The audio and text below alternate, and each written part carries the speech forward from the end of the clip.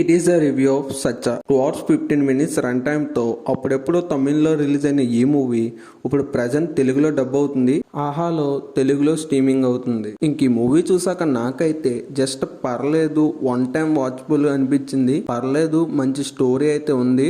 ఈ మూవీలో భారీ ఎక్స్పెక్టేషన్స్ అయితే పెట్టుకోవడం వేస్ట్. ఈ మూవీ అయితే మంచి ఫీల్ ఉంది, కానీ ఎప్పుడూ జరిగే రొటీన్ స్టోరీలానే జరుగుతుంది.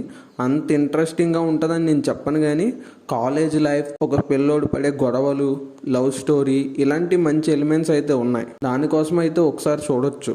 ఇంక ఈ మూవీ బేసిక్ స్టోరీ లైన్ వచ్చేసి గవర్నమెంట్ స్కూల్లో చదువుతున్న మన హీరోని తీసుకెళ్ళి ఒక ప్రైవేట్ స్కూల్లో బాగా డబ్బులు పెట్టైనా చదివించి మంచి స్థాయికి తీసుకురావాలనుకున్న ఒక తండ్రి తన కొడుకుని తీసుకెళ్ళి ఒక ప్రైవేట్ కాలేజీలో అయితే జాయిన్ చేస్తారు. ఇంకా మన హీరో అయితే లవ్ చేస్తాడు.